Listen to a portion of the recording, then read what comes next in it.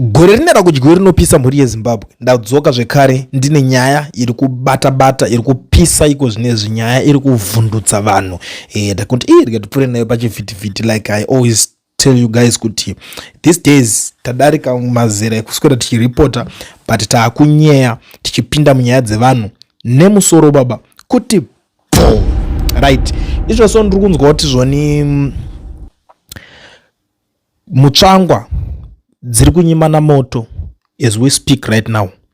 Hanzi dambudziko riri kuitika, mudhara ari kuzongoonekwa achitaura ega dzimwe nguva ende mamovements ari kuita haasi kunyonzwisika kuti chimbori chii chiri kuitika.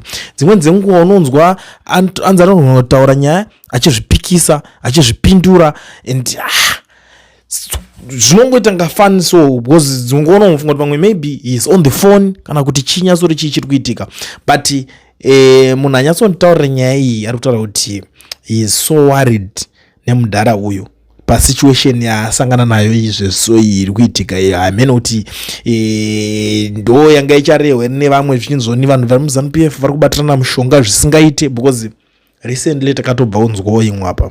Pamwewo panogona kunge pane ari kutaimirawo position yaMutsvangwa yekutaurisa yewo spokesperson, because ndoziva kuti kuna munhu vazhinji wekuti vanodidawo that platform yayo yokuti every day ada kubuda ari on the podium achishandisa that podium to address maissues akasiyana-siyana. Like kubva kumashure uku Mutsvangwa anga ari munhu wekuti aigona kungoti pari kutotaurwa nyaya dziri kutaurwa wotobuda kutodamburana nemunhu. Vese anageza vakaadresswa on the same podium, the likes of ana vice president Constantine Chiwenga vakangorikana vatongobatanidzirwa ipapo vachinzi wewe usataura zvekuti hondo kudii what's so special about hondo, tanga tiriko tese and wewe wangozingori kuTanzania, all those things. Anatagureiwo vakabudawo vachitaurawo nyaya vachiti hatisi kuda kuti muforeigner ange achivhura mabhabha kana kuti masaluni kana kuti matakshop.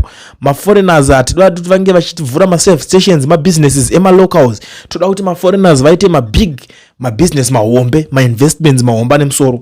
And then Mutsvangwa akabudikira angotanga kutaura zvokuti maforeigners asanhingiriki nechiko ndiwani kuda kutiitira zvinhu zvekupenga hatidi xenophobia muZimbabwe, all those things. Saka situation iri apa handizivo kuti muchange mune help yamuri kwanisa kunge muchimubatsira nayo here kana kuti muchange muchiita sei, because normally maproblems aya chianonyanya kuitika ndechekuti kuziva kwandinoita munhu wechirume kana kuti panozonzi dzakuita dzichinyimana moto kazhinji munhu akanodefault akanosiya mapiritsi chinchi pepe zvinowanzoitika. But I'm not saying kuti Mutsvangwa is into mapiritsi aanenge achimwa kana kuita sei, handisi kumboti hazvisi kwese ikoko.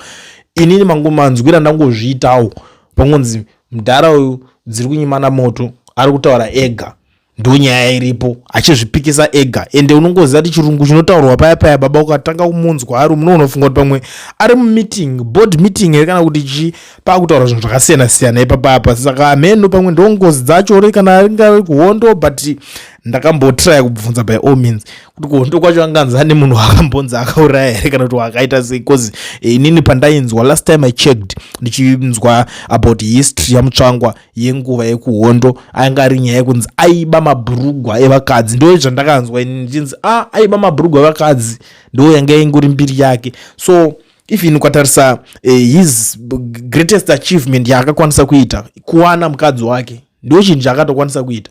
So maybe hatizivi pamwe ndiye inopuwa mabhurugwa acho angabiwa here kana kuti zvinozonyedza kunzwisisa kuti zvine zvakufamba sei. But I will check ndichitry kunyatsokonfirma nyaya dzacho, because nyaya yangoya seguhwa katikati isusu manje hatidi kuti tizombononokerwa. I will try by all means to conduct ana Mutsvangwa. Problem iripo chete vakomana vacho havadi kurekodwa manje, vanongobvunza inyaya dzechi ndiright kana kuti his right whatever, zvokuzonyawo rekodwa izvi kazhinji kacho. Last time I called him anga asingadi zvekurekodwa, but obvious kuti kurekodwa unongosina choice kakwana unotongofonerwa anything can happen teta kungokuningirira. But anyways hatingasikumberi kuswere tiri panyaya iyoyo because dzakawandawo dzirimo mudariro tobva tatongopinda tobva tatongotanga kungorowa ndima tichionesana zviri kuitika. Tine nyaya imwe yatiri kusangana nayo yatiri kunzwa panapa mhuri yeZimbabwe. Former Central Intelligence Organization Director General Fulton Mangwanya was questioned by police in Harare on Wednesday over allegations that he threatened to kill a businessman and his family while serving as Zimbabwe's top spy chief. More than a year after the complaint was reportedly lodged, Mangwanya reportedly arrived at Harare Central Police Station accompanied by his lawyer Musindo Hungwe. This followed an alleged attempt by police to arrest him on Tuesday night. Authorities recorded a warned and cautioned statement from the former spy chief in connection with a complaint filed in June 2025.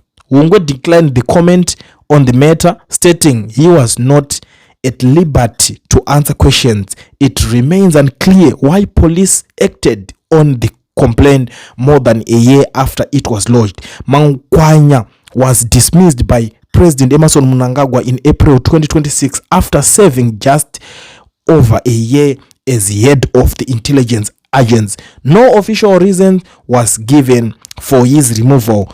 Through media reports, he have linked his dismissal to eternal political tensions is concerned over national security risks related to succession debates. But ona nyaya imanje izvinoitika manje haidzi ndo nyaya manje dzatakati ndo nyaya dzatingati takadzifambira kubva nguwa refu kana kuti ndo patinoti patakatowanawo grace pakuti takadzinamatira ndo nyaya dzototi takainamatira manje. Anything to do with the politics dzinotoitika especially with the vana vana ZANU-PF maybe kana kwatozoya vamwe ndo zvinombotitorera nguwa tizopinda mufomu kuti nyatsonzwisisa, but these guys even kubva kumadhezi ana Mugabe pacho baba kungoanalyze uchingoroverera uchitotaura kuti ukadai so mangwana zvinozodai so. This guy problem iri panapa ingori very simple panapa.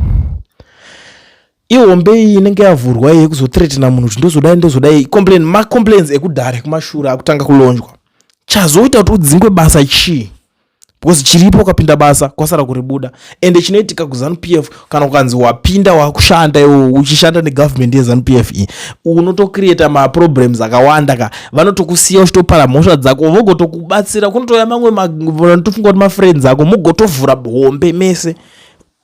Panenge ma business opportunities, panenge pari madhiri ekuti maybe you are saving something, you are getting something in return, and then you wobva wagara nemabanda ako ari paside. Muso unodzingwa vanokukutura.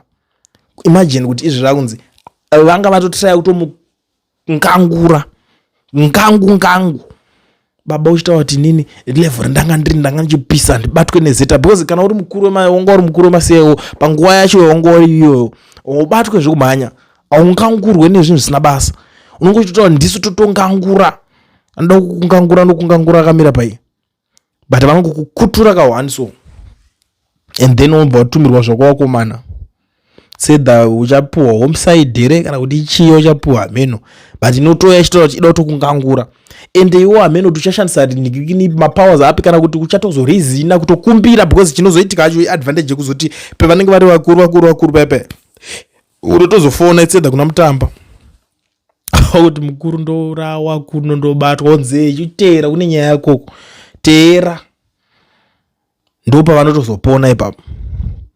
But you know, for these things the questioning is yaanza aitwa iyi ndinozviunderstanda zvangu because unenge wade nyaya dzakawanda ndiana kutuma kuti unge uchidaro even uri mumaoffices aya usaite iwo ukada kuita zvinhu zvemusoro wako anenge ari ma1 ma-positions ese ari mumagovernments aya unotofanira kuziva kuti kana waipinda uri kushanda seremote hausi kuzvishandira iwewe kana kuti kuzvishanda wototi right inini I'm independent, I'm free to do whatever I want to do.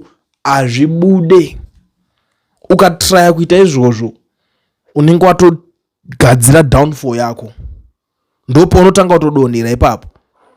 Mapositions iwayo kana uda kuti utogara munguva refu, but I understand amuteerera vanhu munonakidzwa munodzirwa zvakanyanya. Andogara ndichiudza vanhu vazhinji ndoona kuverengerai vanhu kana 10 vekuti taingovaudza kuti ningiwo musi wakati uchadzingwa basa the likes of ana energy mutodi vai takatombotaurira tikati baba munini munopa manyapa basa iri haridi kuti muzorinyanya kutanga mhenamheno muchamuka mangwana makadzingwa ende unozoti vanga vatofila kunge vari untouchable, but chitarisatu zvakazoenda nepi unongomuka wakadzingwa kunge chimwe chinhu soka zvokuti kana wega zvinokunetsa iwo kuti ndazodzingwa sei apa komana nekupisa kwandanga ndiri kuita kwese uku.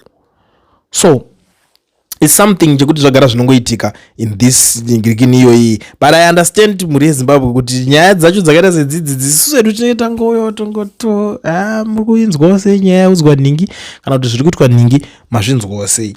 Zvamunenge makuzoitawo ikoko handizoziva kuti munenge makuda kuzodzipedzawo sei nyaya dzacho, but inini I'm so excited, I'm happy kuti ndinge ndichipanapa ndichikupai ma-updates cause ndo zvimwe zvinhu zvakakosha kuti zvigare zvichiitika tichionesana ningadai and atinyarare tinotogwauta ipapa toda kutowedzera zvava zviri kuitika ndezvekuti takati mboro ndiri munhu ndiri maemotions angu zvinotondidetsawo zvinotombondidonhedzera pasi like apa zvekebhu yakatidonhedzera pasi zvisingaiti zvekuti ndandiri kutofila kutorwara chaiko kutorara mumagumbezu chaiko kutotanga kutombopuwa treatment yekuti nditomuka nditry kurecover, but I'm recovering every day, I'm getting better every day. If you noticed kuti mubva musi wakenzi yasign waita sei ndanga ndisingakwanise kutobudikira ndichitaura anything pachivhitivhiti chenyu because zvinhu zvokuti